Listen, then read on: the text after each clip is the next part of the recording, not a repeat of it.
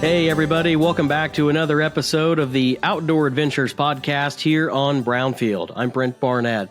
This week's show is brought to you by Trico Pro from Helena. Don't let deer and other wildlife destroy your crops. Trico Pro is a dual mode of action repellent that safeguards crop investments. Visit helenaagra.com to learn more. Well, I didn't have to go very far to find my guest for this week's show. Jared White's joining us, one of my coworkers here at the Brownfield Ag News Network. Jared, what's going on, man? How are you? I'm doing well, Brent. How about yourself? Happy spring, finally. Yeah, happy spring. We get a little break in our day of covering farm news and get to talk about fishing a little bit. So all's good, man. Very good. Yeah, I was looking forward to this. Yeah, you asked me if I had anything going on. I was like, yeah, I can sit in and talk fishing. Who doesn't want to talk fishing for 15 minutes, right? Exactly. It's I can't think of a better thing to do besides being out there and actually fishing. So, so man, tell us. Obviously, I know you very well, but just for the listeners and viewers here on the podcast, just might give us some background about your work here with Brownfield and our team, and kind of your passion for the outdoors, man. Well, yeah, thanks. Thanks again for asking me, Brent. Just about me, I've been with Brownfield now for about a year, a little over a year. It's great. I tell everybody I have zero complaints about my job. I love the job, love covering ag news and talking to farmers on a regular basis. And I've been in radio for, 26 years-ish or so now. So it's been a while, and got in it via sports, big into sports, play-by-play, baseball, basketball, football, the typical stuff. And done everything from country afternoon jock, country morning jock, to rock afternoon jock, to morning news guy, and everything in between. And then outdoors has kind of always just been there. I grew up, my grandparents babysat us during the summer, and they were always fishing. So I always spent some part of the morning, it seemed like, through my grade school years at Lake Shelbyville on the docks at Fox Harbor, Sullivan Marina now, but it was Fox Harbor back in the day, catching crappie with Grandma and Grandpa. Then we'd go home and Grandpa would go out back and clean them, and they'd freeze them. And that was how we spent our mornings a lot of the times. And so I just kind of grew up with it. And then the town I grew up in was Sullivan, Illinois, here in central Illinois. I guess I should have mentioned that. But we had a little park that's got a pond in it, and so we were within walking distance or biking distance. So my brother and I would jump on our bikes and steal a can of corn out of Mom's cabinet and open it and head over to the pond and catch bluegill all day and spend the day chasing bluegill and crawdads or whatever around the lake. So just always enjoyed being around the water. Man, corn, that's underrated. That's an underrated bait, I tell you. It really is. You always have a can of corn handy, and if you got carp around, you never know what's going to happen if you hook into a carp. Yeah, when you get a can of corn, you have enough bait for several weeks because there's just so many. Oh yeah, you bring it back home and you put the dirty can in the fridge, and Mom yell at you, and you at least put it in a bag and then put it back in there to save it for the next day or next trip, whenever that would be. Yeah. So Jared and I, it was easy to hit it off when we met each other here at Brownfield. Obviously, with we both have a passion for the outdoors and fishing. You mentioned baseball. There's where we get into a little rivalry because Jared's a diehard Chicago White Sox fan. I grew up a Kansas City Royals fan, so we get that little AL Central Division rivalry, I guess. Well, I'm a little less hard White Sox fan these days, but yeah, back. I can't say anything. The Royals with decades of misery, so. Yeah. Hopefully the table, the fortunes will turn. Your Royals had turned those fortunes a little bit here as of late. Yeah, they've been playing better. Had a good year last year, off to a good start this year, but we'll see if they can keep it going. Yeah. So, man, what fishing you been up to this spring? I don't know about you, but for me, man, me and the kids and my wife, we've just been out like crazy, and I've been able to do some fishing myself. Matter of fact, as you and I talk, I've only gone turkey hunting this spring one time. All of my time's been focused on fishing, and it's just been awesome. Yeah, this spring, actually, we kind of got a little bit of a slow start. It's been kind of a slow start to spring here in central Illinois. Finally, here in the last couple of weeks, we've had some decent weather. And like you, I've got little kids that I typically have to take along with me or bring along with me. And so we really haven't ventured too far. We've got a pond in the backyard, and that's kind of makes it easy to go down to the pond for an hour or two, or we got a little John boat we put out and fish out of there. And really that's all we've done, with the kids. I myself, actually the lake that I was talking about in Sullivan, I stopped there, and I've got a buddy that's just now kind of in the last couple of years got into fishing, and we both had the day off at the same time. And so stopped by there and fished that lake, that little pond there with him. But really that's the extent of it so far for this year. But, I don't really have big plans, but plan to get out, and, the spring is young, thankfully. Yeah. During April, we have, a little public pond that's in a soccer complex park near our neighborhood. I mean, it's literally less than a quarter of a mile, just right down the street here. And so during April, we really hit that up, and we were catching so many crappie out of there. And we were just, catching and releasing and putting them back and stuff. But now once we hit May, it was like right at May 1st, that whole pond is just completely mossed over. You can't even fish it anymore for crappie, especially. But I'm sure topwater frog. I know you and I have talked about that over text before, doing some topwater would work, because I know there's some bass there.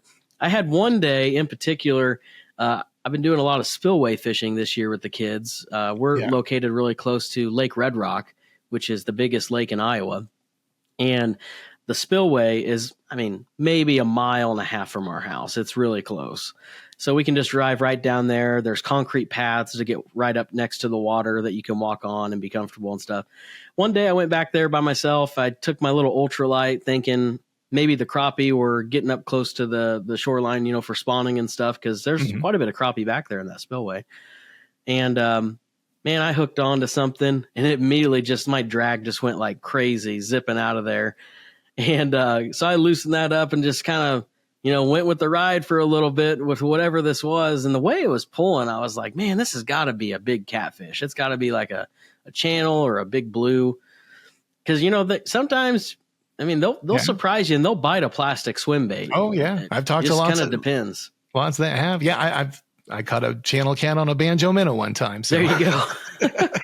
Well, it turns out, so after about 10 minutes, 10, 15 minutes, and this is an ultralight reel, 4-pound test, I think is what I have on it. And, so I couldn't really horse him or anything, or to break really fast. Finally got him up to the bank, and it was a big carp. I foul hooked him with my plastic jig that I had. I hooked him on the backside and got him up onto the sandbar. And when I got up there, the hook popped out, and he flopped right back in and swam away. So I guess technically I landed him, because I got him out of the water onto the sandbar. Yep. It was just a quick release. Yeah. I just didn't get a chance to hold him and take a picture with it. So I don't know. We'll leave that one for the memory bank, though.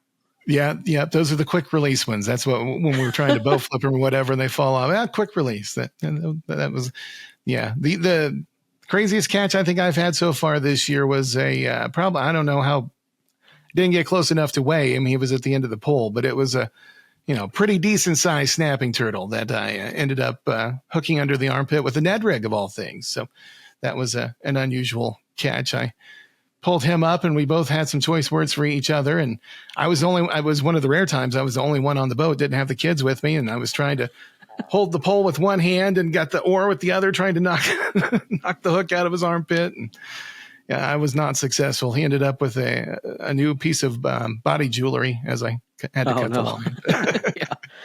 Thankfully, those jigs will rust out pretty quickly. So that's true. Yeah. He's a dinosaur, so he'll be okay. You make a good point, though, about holding the net and stuff. Going back to that carp story, that was my biggest, mistake that I made. I forgot my dip net with me when I went fishing that day, and I thought, well, I'm just crappie fishing, pan fishing anyway, so it isn't a big deal. If I would have had that net with me, I could just walk right up there and scooped him up real quick, but I didn't know how I was going to get him landed, because just a little more tension, that line was going to bust.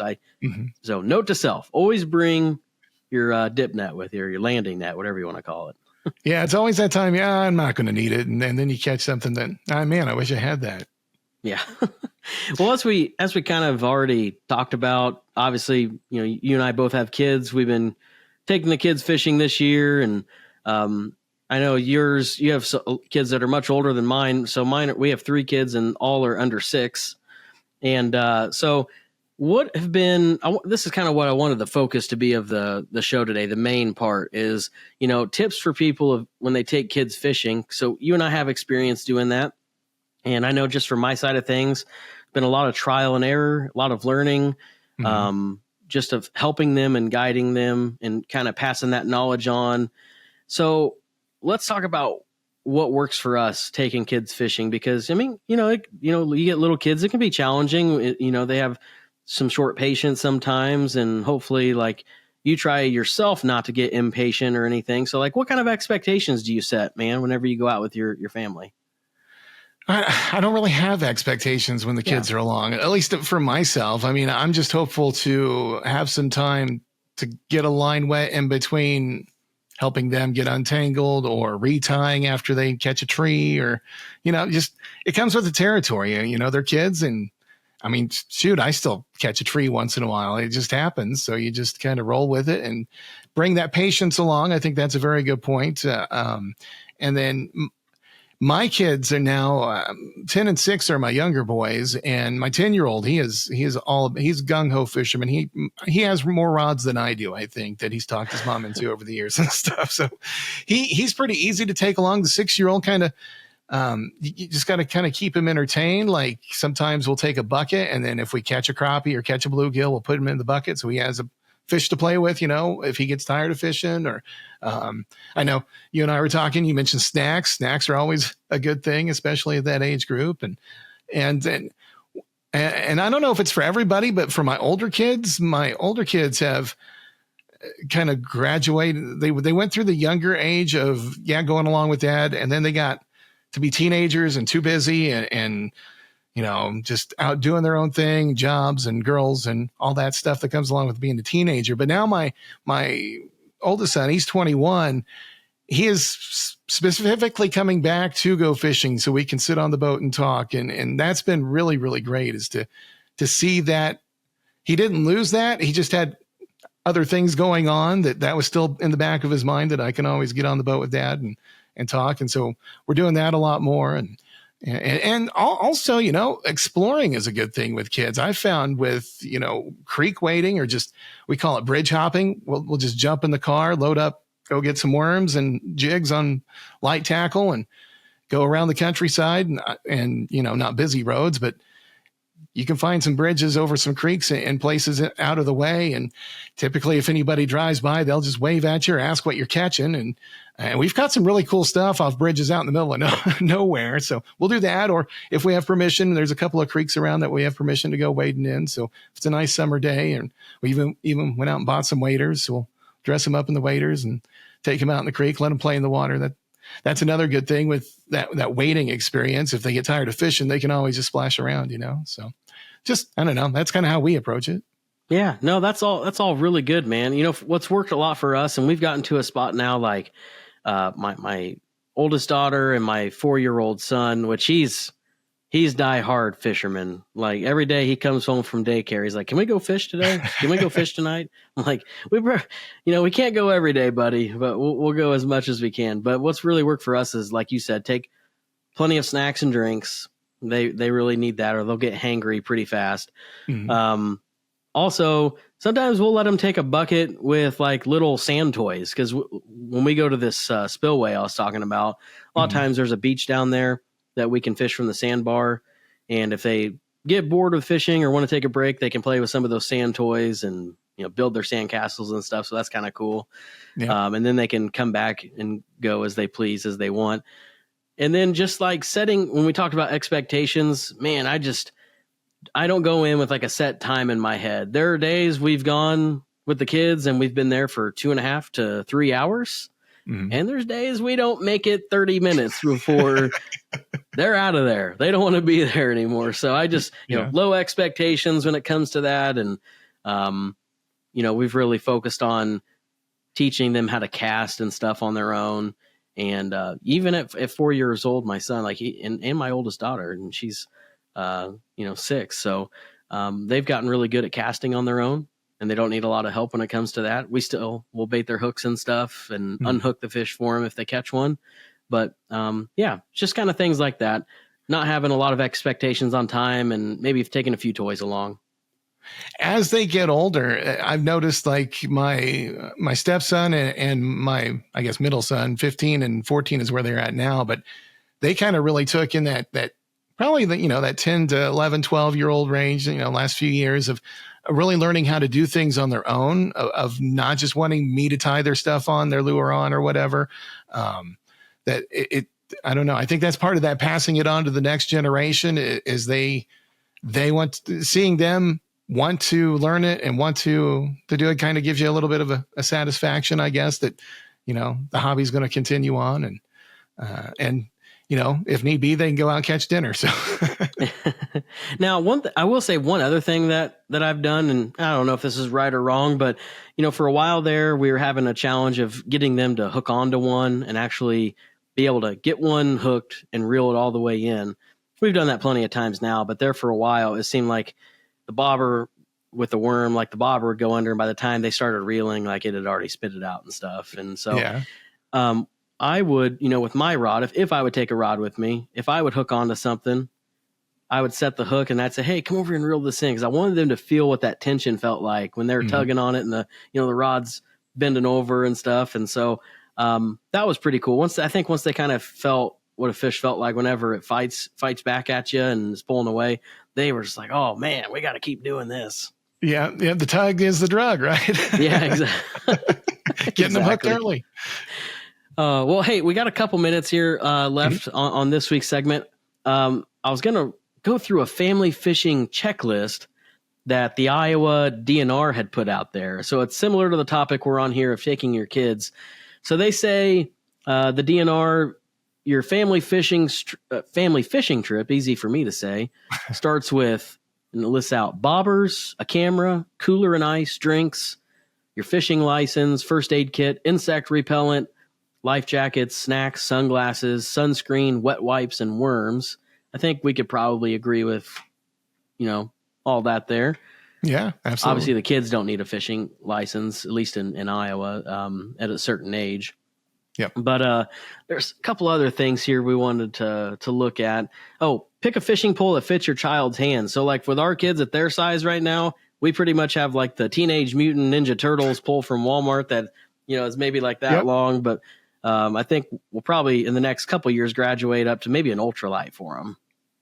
Yeah, that's where we started at. And it's easier for them to manage if it, is kind of their size. And, I've seen some big fish caught on those little bitty poles over the years. So. Hey, my son, he caught about a 14 or 15 inch carp on his little pole just here the other day. Yeah. Maybe that's the picture I'll use in the thumbnail for this episode so people can see it. There you go. Morning trips are best. The fish bite better and the kids have more energy. This one I can go back and forth with. We've taken them in the morning before and they can sometimes get grouchy as we get closer to lunchtime. I think they get hangry on us, but then they seem to have a bunch of energy in the afternoon. And actually, I think this year, especially, we've had more action fish biting in the afternoon. What say you, man? Man, that fish bite, it's just, I think it's all weather dependent when the fish bite better, but typically, I guess I don't know, just from years of talking with guides on the radio show and stuff, it would seem morning is the better bite. But when you're dealing with kids, it's just whenever you can get out there, because that kind of goes back to the expectations, like on, a trip or something where I want to be on the road at be there by 9 o'clock or be there by 8 o'clock. It's however the kids go that morning, that's how you're going to end up getting there. So I think that goes back to those expectations, but I don't know. We typically get out more in the afternoon just because I'm not necessarily a morning person and my 10-year-old's not necessarily a morning person. So it's just whenever we can get out there. Yeah. We've gone in the evening too, like after supper, especially like now where, the sun sets much later compared to early spring. Golden hour. Yeah, exactly. That's the time to go topwater fishing right there before dark. But get a little popper tied on. There you go. Buzzbait action. Oh yeah, I'm right there with you. A couple others here, and then we'll wrap it up. The DNR saying leave your fishing rod at home, and I've actually done this. Not taking any of my tackle and just been with the kids, sit with them, and focus on their bobbers, and that's actually I think that really helped us get some good habits when they were just starting and stuff. Just focusing all of our attention on them and not bringing our own. Yeah, definitely good advice there. Yep. And then last one we'll say here from the checklist here from Iowa DNR they put out, emphasize that fishing is fun, but catching is a bonus. So like the act of fishing is what's fun. And if you catch one, that's just an added bonus. And I think that's a really good point. Like to not get them in their head that they think, well, we didn't catch anything, so today sucked. Right. So absolutely. The whole process of it is fun. That's where, I kind of lean on, because there'll be nights even in the pond in the backyard. There'll be nights where we don't catch anything or something, but it's, well, we saw this heron, or the other day we saw a mink in our backyard, which who knew that was a thing, but, or, there's always turtles or things like that. So it's, just being in nature and appreciating nature and just kind of finding the bright spots in whatever trip, some inside joke that comes up on the boat, just things like that. Just not necessarily focusing on not catching. Wildlife tracks is a big one for us. So we do like we talked about, a lot of sandbar fishing. Mm-hmm. You come out one day, let's just say we went on Saturday and then we go back Sunday, and then we go to the same spot and there's a whole bunch of deer and turkey tracks on the sandbar. And the kids think, whoa, like that wasn't here yesterday. And then they follow them around, see where they went and stuff. That's pretty cool to see. Absolutely. Just again, getting that appreciation of nature out there. It's a big deal. Yeah. Well, hey man, I think we've taken up a lot of time here. Thanks for coming on the show. We'll have to have you back on. Maybe we'll do some co-hosting with some of our fishing friends that you and I have similar connections to, and maybe we can do some more episodes that way. Absolutely. Looking forward to it. Hopefully we can do it again. Always enjoy talking fishing. Yeah, good to see you, man. That's Jared White, my coworker here with Brownfield Ag News. Hope you enjoyed this week's segment focusing on family fishing and getting kids involved with the outdoors. It's a great time for it. I'm Brent Barnett here with Brownfield. Thanks for joining us on the Outdoor Adventures podcast. You can catch all of our episodes in the archives at the Brownfield Ag News YouTube channel. Check out the playlist section there. You can find Outdoor Adventures. Or if you just like listening to audio podcasts, you can find the show wherever you get your podcasts as well. I'm Brent Barnett with Brownfield. Have a great weekend.